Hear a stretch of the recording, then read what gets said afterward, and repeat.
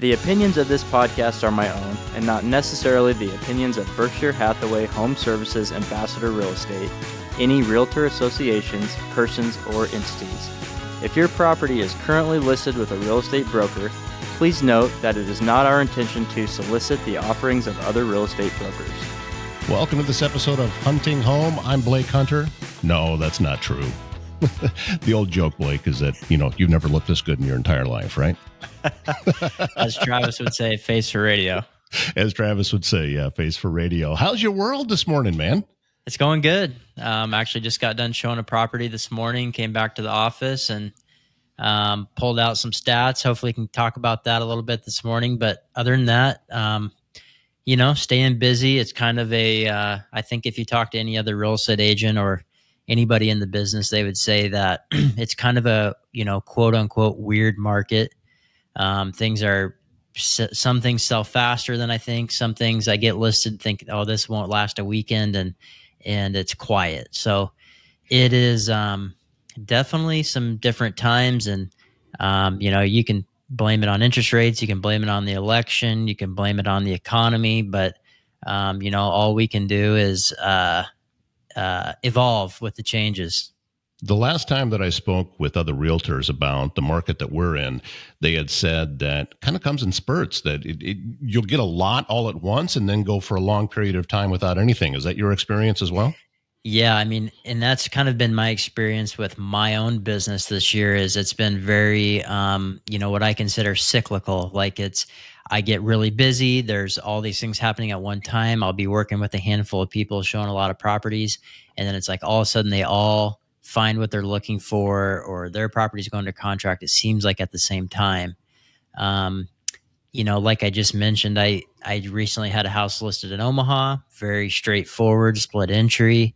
Thought it was priced well and put it out on the market. It's kind of one of those, what I would call a bulletproof house. It's only, about a 15-year-old house, perfect entry-level home that, a new owner should see equity, pretty easily over the next 5 to 10 years.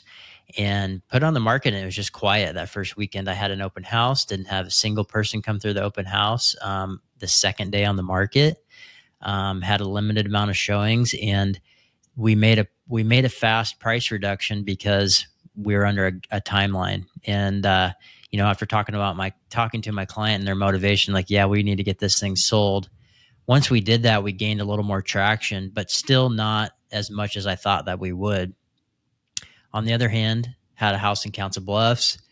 I kind of thought it was priced on the higher side for the square footage, but bang, had a great contract, first day on the market, good traffic. So that's when I say it's weird. It's just weird. Things that I, kind of have my finger on, thinking they'll sell really fast, don't always go that way. And, I think a big thing right now is that buyers are a little more picky, and they have the right to be. Right now there's more supply. And so they're getting better terms. They're able to not have to rush. They're making better decisions. And so, when I'm telling my clients when they're listing their property, let's get this thing ready to go. Let's make it look really good and make sure that it stands out in the market as far as price and just people's overall experience when they come look at the property, because that's what's going to get it moved, because people have options right now. It sounds like what you're saying is that it's still the tendency that people want move-in ready. They don't want to have to do anything when they get there. Yeah, I think that there's a little bit of both. I think that there's definitely the turnkey house is very presentable. You move your furniture in, you live in it. And then I also think that there's the people out there that are trying to be a little more savvy, and they're looking at something that they can get into cheaper with a little, because they have a higher interest rate. So like, hey, maybe we can buy at a lower price point, keep our monthly payment a little bit lower, but maybe we can redo a kitchen or make this house what we need it to be. And we'll do that over the next 5 years. I'm kind of seeing a little bit of both of that. It really depends on their situation and their financial situation as well. A couple of years ago, when I sold my house, I was told then that you really can't underprice a house because everything's going to go for over asking. But it's not that way anymore, is it? No, and I would argue that you can underprice in a sense. I've always been on, even when the market was crazy, I've always been in the camp of let's price this accurately. And if we price it accurately, the market will dictate ultimately what it sells for. But let's follow this recipe that I have that works, and we follow that recipe. We price it appropriately, and ultimately that will lead you to your best result. A lot of times it's not just the price. I talk to my clients all the time about, hey, what are your goals and what are your expectations? Maybe you get a little under asking price, but it has really good terms. It gives you some flexibility. You don't have to go through any hoops with the home inspection. There's all these different moving parts. But yeah, to your point, we are in a little bit different market right now. Things are not, some stuff still selling in a day. Some stuff still has multiple offers, but things have definitely slowed down. And so a lot of times buyers have, like I said, they have time. They can go look at a property. Maybe they go look at one the next day. Maybe they go look at a different one the day after that. And they probably have enough time to circle back to that original property where a year ago, I'd say maybe a year and a half ago, that wasn't an option. Things were selling in a matter of days. I'm looking at our average days on market for Pottawatomie County. This is average too, by the way. Across all price points? All price points, average days on the market, Pottawatomie County. In August of 23, it was 10 days. In August of 24, it's 25. Now that sounds like a big difference, and it sounds like, well, okay, things are not as well right now, but that's still low when you consider overall for, say, 20 years ago, it was a lot longer than that, right? Oh, much longer. Yeah, I mean, that the thing is that you got to think about that as your average, and you think about there's some properties out there that are going to sit, for 100 days or better, that are going to remain on the market, and they're just not, maybe they're not marketable, they're unique, something like that. They're going to be out there for quite some time. And you factor in, 25 days is still a pretty short amount of time, and we are still, based on the statistics and the data, we're still strongly in a seller's market. But like I've talked to, some other people in the real estate business and a mastermind meeting that I go to with my company, we've talked about how we've kind of, we've become this new normal of what is a seller's market and what is a buyer's market, because we'd never seen anything like we did 2 years ago. So you got to think about the psychology of everybody, the buyers and the sellers in this market. People think, I'm going to put my house on the market. It's going to be there for 2 or 3 days, and I'm going to look at 5 or 10 offers after that 2 or 3 days. And then we're going to get over asking price, and we're just not there right now. So it feels very slow, but in reality, when you look at the big picture, it's still moving pretty fast. Do you think that what happened a couple of years ago, is that an anomaly that we may never see again, or is it cyclical and it'll come in and out of that kind of thing? I think it's, it was kind of the perfect storm. Low interest rates, people being trapped in their homes and wanting to whoopsie, I didn't silence my phone. People wanted to have more in their home, so they're looking to upgrade. They can afford to upgrade because of the interest rates. Supply at all-time low. All of those things combined. What we're still facing right now is a shortage of supply, even though there is more available in the market.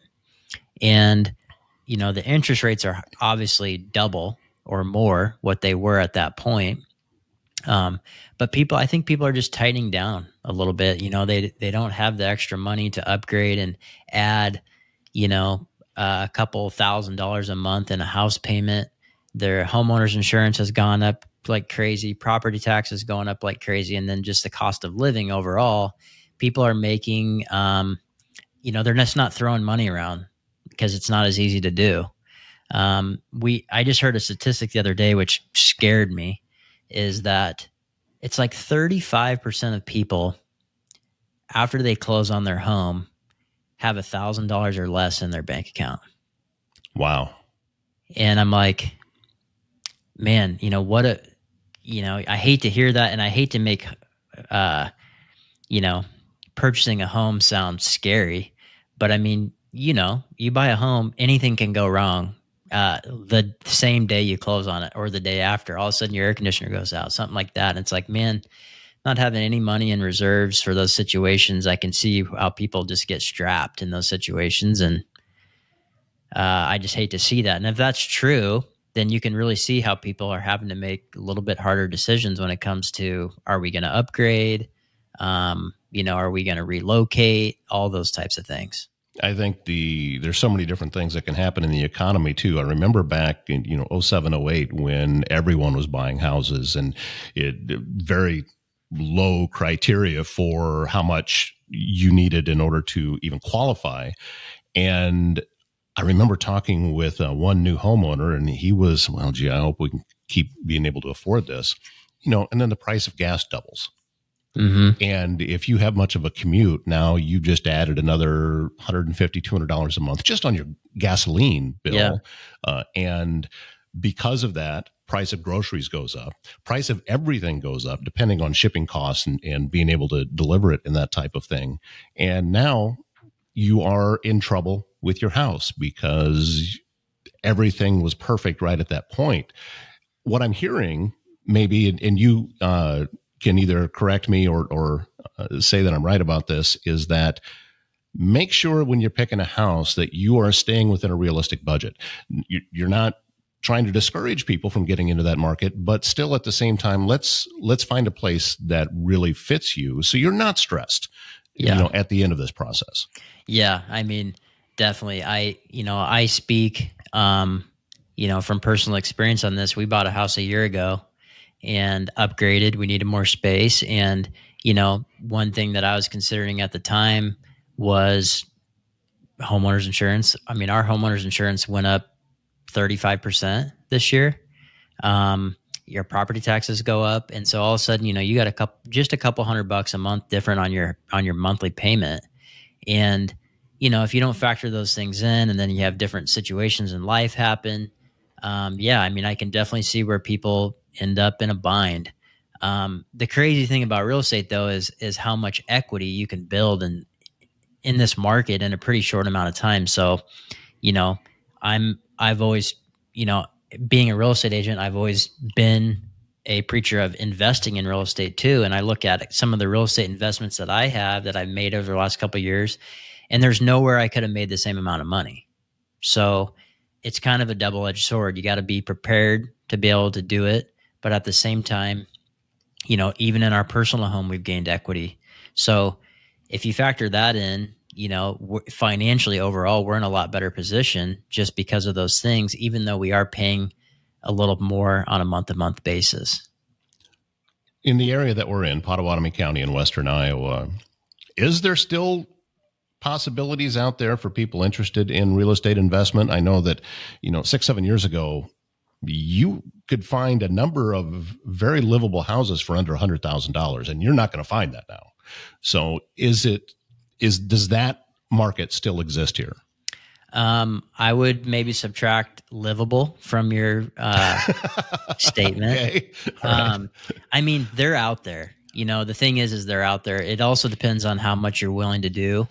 I showed a property this morning, $70,000. I mean, it's rough. It needs a lot of work, but you could go in there and put some money into it and rent it out and probably still cash flow on a monthly basis. Not a lot, but over time that property is going to make you money. And I think that's the mindset you have to have.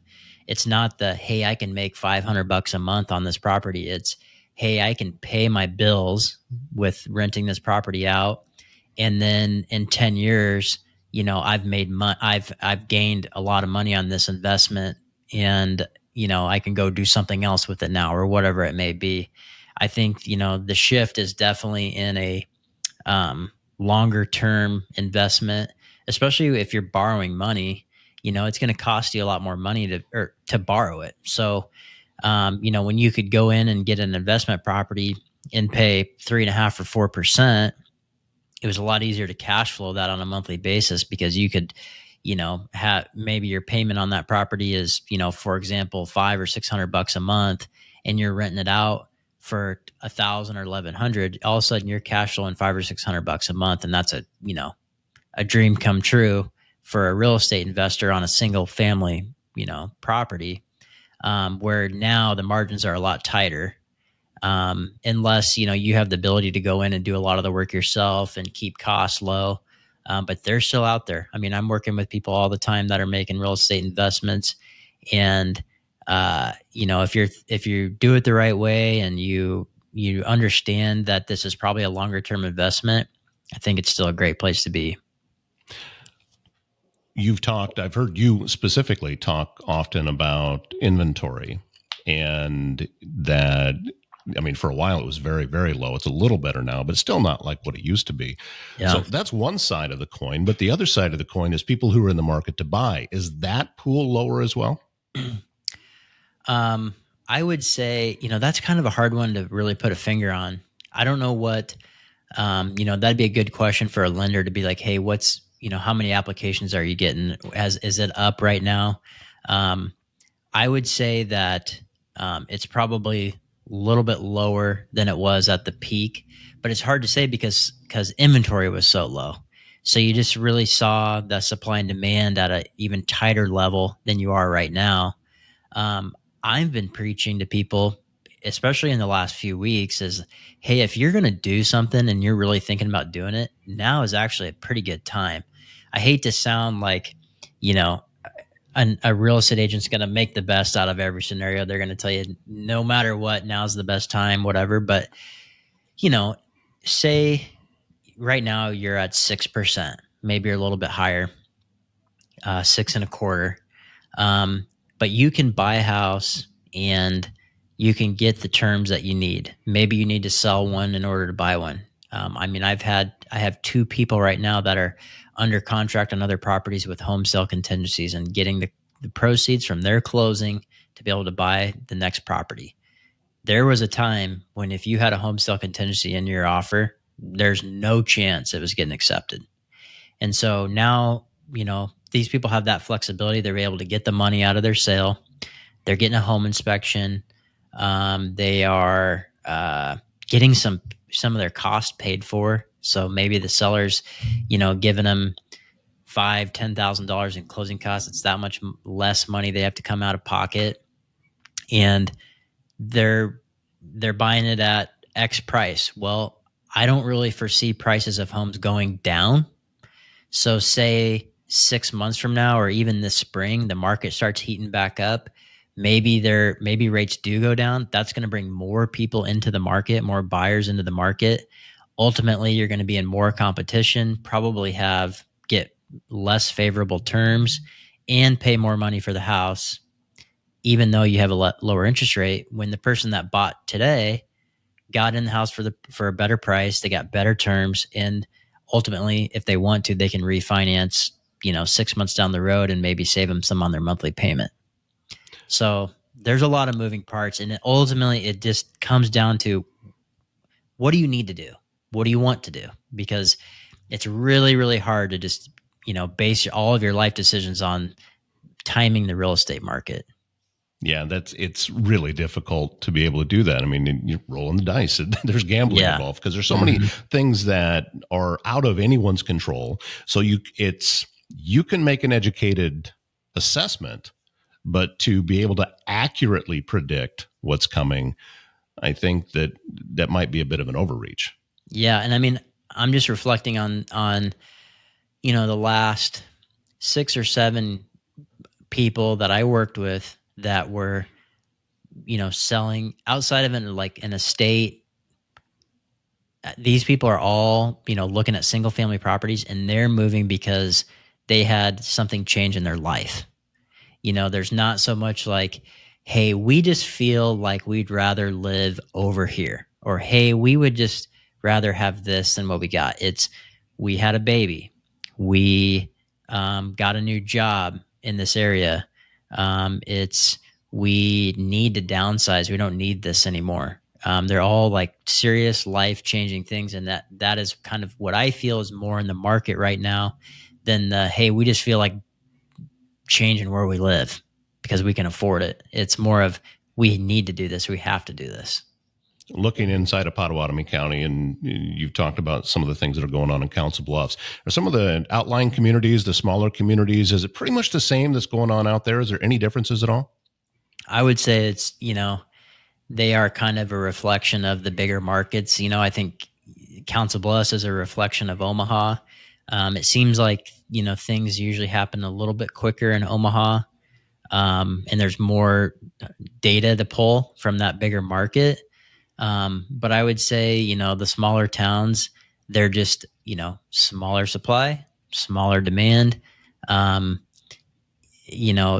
There's not a lot of people, I don't think, that are, dying to move way outside of town, unless they're already from that community.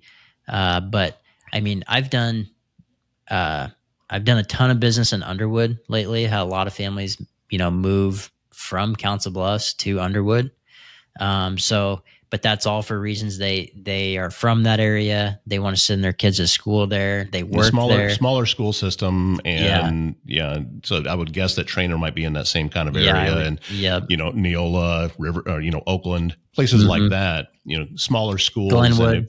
And Glenwood, definitely. And Glenwood, though, it's outside of Potawatomi County or Mills County with Glenwood, but still, if there's anything that fits the definition of a bedroom community of a larger place, I mean, Glenwood has their own identity, and they've got a really robust downtown business that's coming back, but still many people that live there commute, and it's usually 40 minutes or better that they're commuting. Yeah. Yep.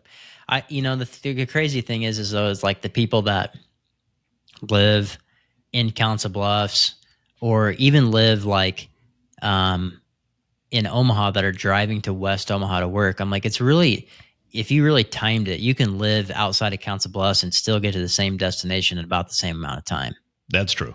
You're not driving through the traffic. And, we live a little ways north of Council Bluffs, in between Council Bluffs and Crescent. And for me, when I'm going to Omaha, I go north, go to Crescent, and go across. And I mean, I can be just about anywhere in Omaha in 20, 25 minutes. A lot quicker. Yeah. Instead of going, through downtown and stuff. And so, to me, I'd rather have a little bit of the commute and have the privacy and the things that I want outside of that.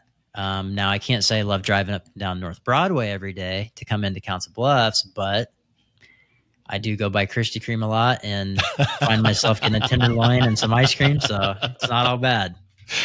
Jumping on the Krispy Kreme website and finding out what flavor of soft serve sherbet they have for the day. That's one of my favorite things to do. But you also brought up a good point, and this might be for if we're speaking to anybody that might be living on the west side of the river, that you can be in a lot of places in Omaha much quicker than even if you're living in Omaha. I'm thinking of, say, the Old Market area. I can be in the Old Market much quicker than somebody, in Millard or Elkhorn. So, that's my opinion is we kind of have the best of both worlds over here, because it's a smaller community, but at the same time, we still have access to everything. Yeah, most definitely. I mean, I still have, frequently talked to people that are in Omaha that have this like false view of Council Bluffs. Yeah. We were just talking about this the other day. I was on my own podcast, the Campfire Conversations. I had Dan Olson, local musician, on. We were talking about that exact thing, that for those that have that opinion, haven't been here. No, because they haven't come. Yeah, they haven't come far enough. They haven't come far enough. They haven't spent enough time. It's kind of a shame. I think we're really going to see a lot of that change. I think that our Council Bluffs Chamber of Commerce, I think Omaha's Chamber of Commerce, I think that the government involved Omaha realizes that Council Bluffs is kind of their last place to be able to expand, and so I think that the river being between us, I think will really kind of open up and it be more of a crossover back and forth than it already is. And so it'd be interesting to see the next 5 or 10 years, kind of how things change. But I mean, I have people all the time reach out about, hey, we're open to, they said, can we buy an acreage in Council Bluffs? I'm like, yeah. Probably easier than you can and be within a relative distance of anything in Omaha. So, yeah, I mean, I'm talking to people all the time and I do about 50-50 business. I mean, I do about 50% in Omaha and 50% on the Iowa side.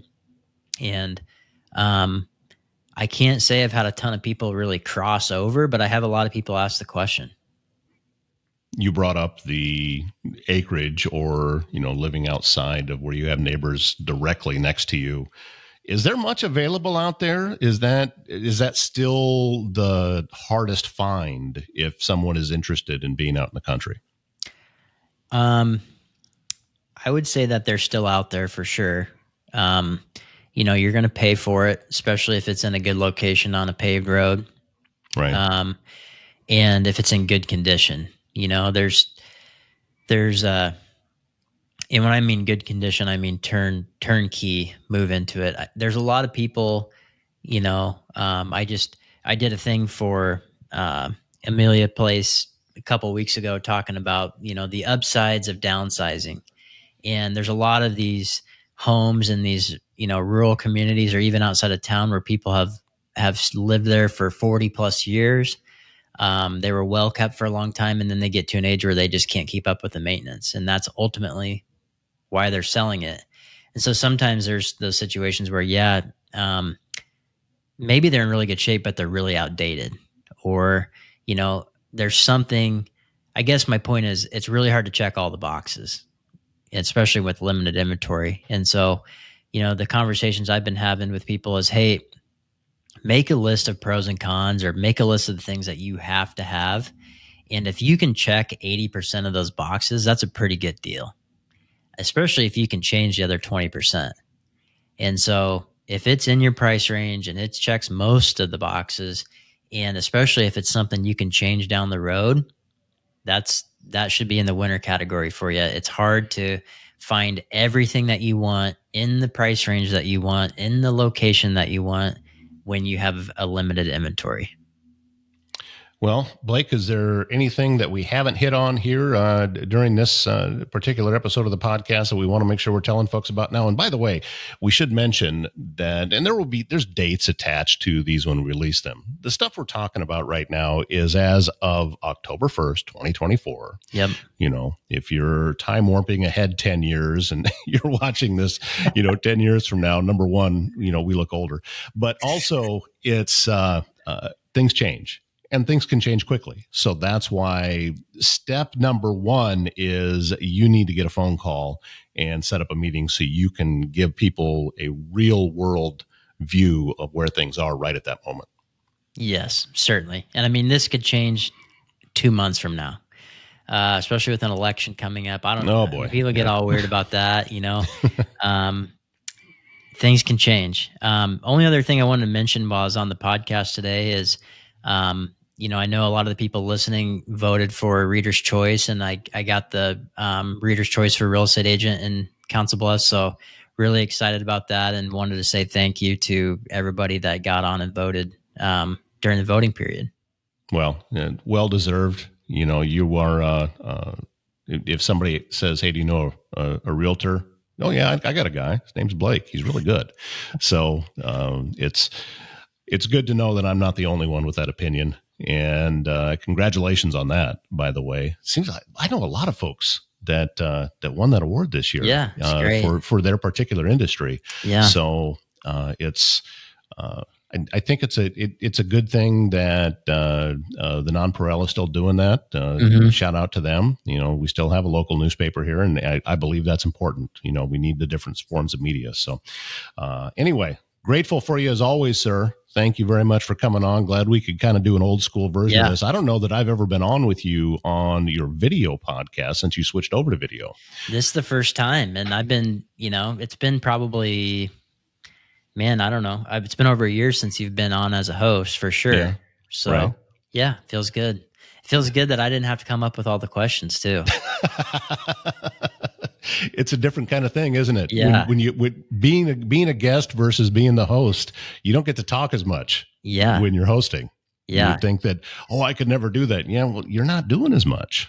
Well, and it's a lot of, I prep. I always try to prep and ask the right questions and write things down, but you start getting into the conversation, and it takes practice. You've said this from the beginning, but you get more comfortable doing it. But I'm always, I ask a question, I'm listening to what they have to say, and then I'm thinking in the back of my head, okay, what am I going to ask next? And so it's nice just being able to have a very easy, straightforward conversation. That's true. I've been in the media for over 30 years, so I'm pretty used to it. But that's something that you can get trapped into, is that you're thinking of the next question. Yeah. You don't want there to be a pause. So while you're thinking of that, it's very difficult to be listening to what the other person is saying. So there might be something there that really should be continued on and be responded to. So it's a process. It's a skill. I talk to you, and I've talked with a lot of my own clients that I have producing podcasts that, they say, well, what do I need to do? I said, just be willing to suck for a while. It's okay. Yeah. It's for all a long right. time. Yeah. Yeah. And you don't need to hit a home run every single time that you hit, you come out of the batter's box. It's all right. Yep. And I think that people are very graceful. They give you a lot of grace when it comes to this. You and I have talked about this podcast before, back when it was just audio, that you get great feedback from it. And I think that by switching things over to and adding the video aspect of it is just the next step. It's as these things are evolving, that's, I believe, going to be the norm. Just the way that once upon a time, people in your industry did not have websites. Now everybody does. Yeah. Because it's necessary. I think that this is also going to be necessary. Because what better way for you to be able to stay in touch with folks, whether they're existing clients or potential future clients? Exactly. I was just going to tell you, I was at a golf tournament a couple weeks ago, and a girl came up to me. She's like, "Hey, I listened to your podcast." I was like, "Yeah, wow, that's shocking." People are listening. Yeah, you never know. I know that, and those, we get caught up. I'm kind of going off the rails here a little bit, but we get caught up in the numbers that we can see for our analytics and say, okay, we know how many listeners or viewers that we're getting and that kind of thing, and we can start to base success on what those numbers look like. Where it really is like what you just said, somebody coming up to you and saying that. Yeah. With my podcast that I do, I was surprised how often people, oh yeah, I saw that. Yeah. And people are talking about it. And I said, well, the numbers don't really match that. Well, maybe the numbers are wrong. Yeah. Because the feedback that I'm getting directly from people tells me a different story. Yeah. Yep. Definitely. And she said, "Hey, I listened to your podcast." I'm like, "Really? That's awesome." Like, I've never had anybody just come up to me that I didn't know and tell me that. And she's like, "Yeah, really good content." She's a lender in the industry, but had no idea. We don't really know each other. So I'm like, good. That's what I need to hear. Next step is you're going to be signing autographs.